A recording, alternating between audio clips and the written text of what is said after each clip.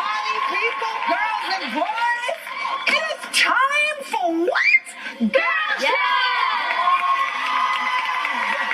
I've been looking forward to Girl Chat like all day, okay? Yes. All right, now as you know, last month we had the amazing honor of getting to meet the First Lady, Michelle Obama. Yes. It was the most exciting moment that I, for one, will never, ever, ever forget. How about y'all? Y'all forget that? Yeah. Never in my life will I forget that. So, guess what, y'all?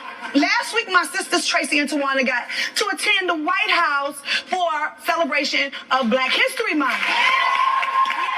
That's cute. And let's just say, Lord have mercy, my sister Tracy done made a little Black history of her own. Take a look. Well, it is so good to see all of you. Welcome to the White House. Hey.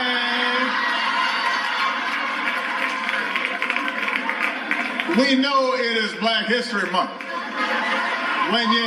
When you hear somebody say, "Hey, Michelle,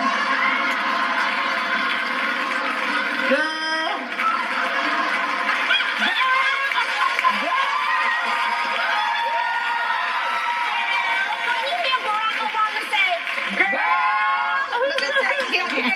Braxton girls nowhere, all right?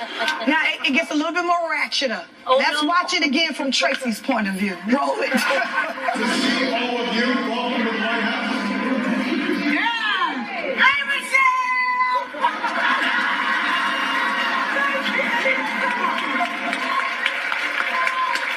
Of course, the clip went viral. And it seems like Tracy has a little bit of explaining to do. Like, personally, no shade, I think she done lost her mind. No, like, for real. Amazing. Hey, Tamar!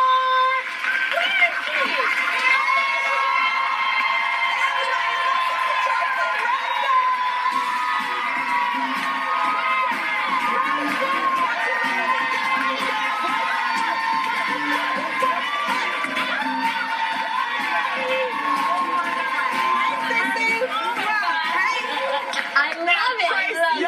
Welcome to the show. Thank you.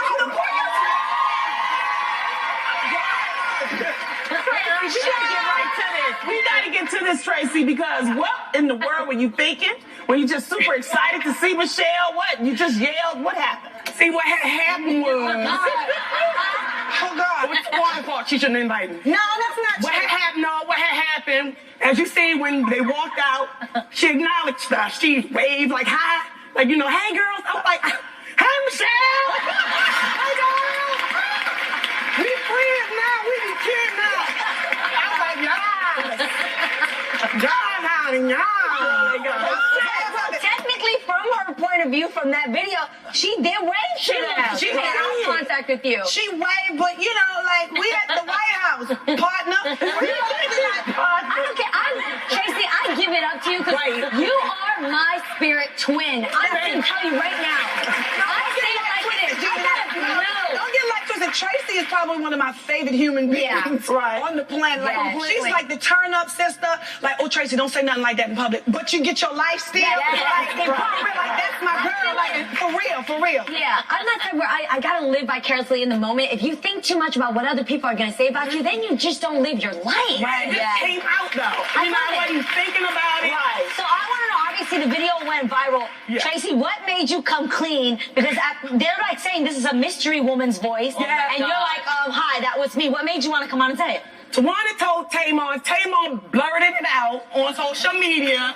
And then I was like, okay, since Tamar did, I was like, okay, I better come Tracy, clean. that's not true. You know who told me? Who told you? Your mother told me. Let me tell you. Mommy did call me. I'm like, Mommy, how do you know it's Tracy? She said, I know the sound of my own daughter's voice. You know I'm like, for real? She's like, for real. And then, you know, somebody played it for me. I was like, oh my God, that's my sister. What I was gonna do? So I just put it out there before somebody else did. Well, Tracy, I love it. So Tracy, funny. what did you think of the president's response to your shout out? Because he seemed to love it. Yeah. When he did that, it was like, okay, it's okay. Yeah. You know, we have a president and a first lady that is not ashamed of their mouth whatsoever. Right. And if they have if they had a problem with it, They he would have said, you know. Now, Tracy, you know you was wrong. Right. Go down and Now, sit down Tracy. somewhere. Right. But when he did it, he got off the podium and they greeted us. He did this. I got to do his voice because this is how he did it. Okay, He go said, ahead. really, Tracy. That's him. And he called me by my name. And I'm like, oh, he knows my name. He knows my name. Say my name. Tracy, I hope you didn't do that. No, I didn't. Oh, girl. Okay. I was surprised to wonder then Olivia poked him. So, you know, Michelle, we just joking, girl. girl. Hey, Michelle. Oh, Lord. Michelle watches the show. Yes. We should all say hi to Michelle. Ready? Hey, Michelle. I love Oh, it. my God. That's such a rare chick. That's what we do, honey. It's right here 3 months. She makes you feel that way, though. Because when we were there, we wanted to say that. When we, you know, we were interviewing her, we felt so calm. She shouldn't have made me feel so calm through the bus. My goodness. Tracy, you are hilarious. Hilarious. So how do you feel about sitting in for the rest of the girl chat today? I would love it. Well, let me tell you something. There's one in every family, okay? This is mine. Okay. Well, Tracy, you weren't the only one excited to visit the White House for Black History Month. 106-year-old Virginia McLaurin always dreamed of meeting the nation's first African-American president. And this past Sunday, she got her wish, y'all. The meeting was set up to a social media campaign to get Virginia, who was born in 1909, to the White House. But it seemed like Virginia wanted to do a little more than shake the president's hand. Check it out. Virginia McLaurin. How are you? Oh, so nice to see you. Dancing? Come on. So what's the secret to still dancing at 106?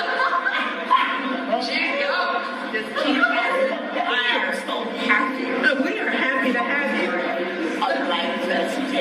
Look at him. Hey, right there. That's me. Yes. And I'm here to celebrate Black History. That's exactly. Yeah, that's what I'm here. Great time. Tracy, what do you think of Virginia's moves? You think she still got it? What? She still got it. I thought she was going to break out in the electric boogaloo. Okay. I really did. I was like, oh, she's going into the jig and everything. She hit the match. Jeannie's over here crying. I am. Just because when you look at her, like, she doesn't look 106. She looks like she's 6 years old because... like a little girl. Like a little girl. Because you imagine this woman must have seen just the worst of the worst. And to see that her dream would come true and to meet him, there is change, people. Yeah. It's happening. I loved it. I felt sad the first time I watched it, too. Sad and happy all at the same time. Yeah. Oh. I met her, too. So. She was there the same night. Oh, my God. I had so much fun. Wait, Tracy, you ain't scared. You know she 108. You ain't scared now. Can you take your voice down a notch? Tracy, she can't handle all that energy. What you do? I said, Oh, thank God. Okay. Yeah. I would kiki with her just like a little. Wow, you know? it is an honor because she knows so much history. Yeah. She could really write a book. I wish someone give her a tape recorder and just let her talk. Yeah. Yes. So she can write a book. Yes. She has to. Yeah. Oh my Good God. job, Virginia. Yeah. That is awesome. 106 years of life. That is amazing. Come on, Tyler. One of the things I love about President Obama is the fact that he is a very well-dressed man. Y'all remember seeing him walk well? I heard he smells from the helicopter. He does.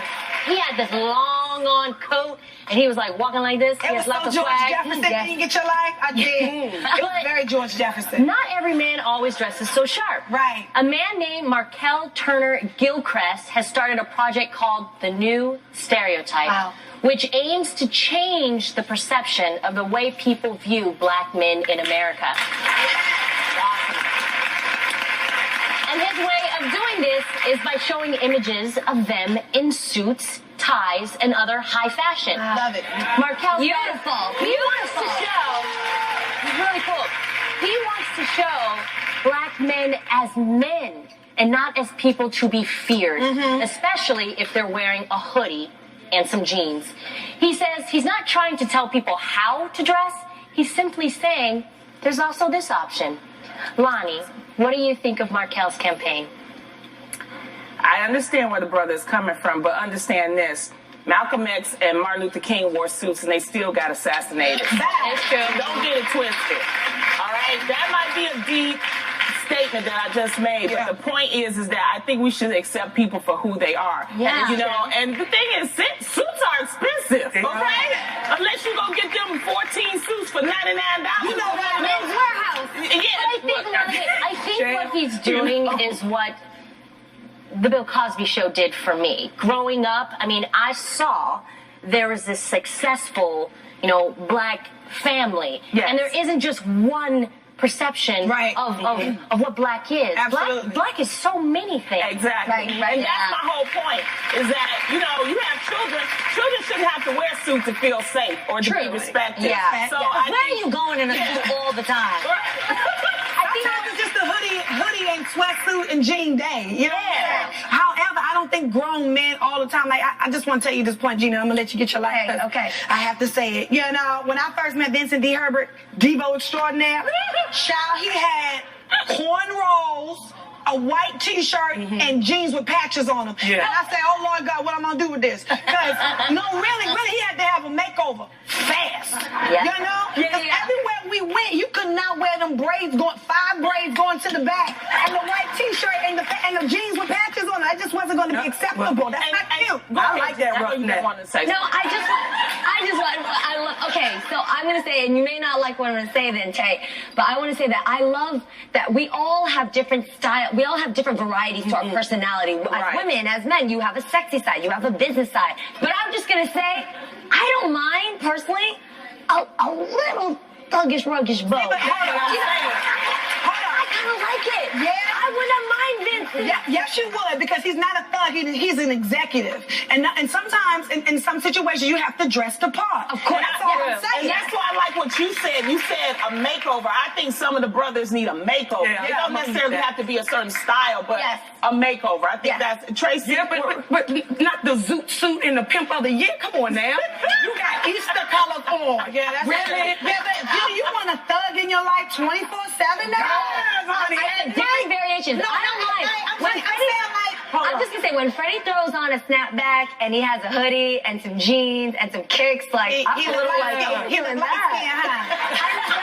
You like that? Did you say he looked like He look light skin and she like that. That's what it is. I like it. I do. But I also think I applaud that variation of style, but I think it's also important to not judge somebody who's wearing kicks. Because nowadays restaurants have opened up. So they used to judge, like, if you were wearing kicks, you're not allowed in. Guess what? Some of those kicks cost a lot more than those gator shoes. That's right. I'm just saying. That's right. Judge that.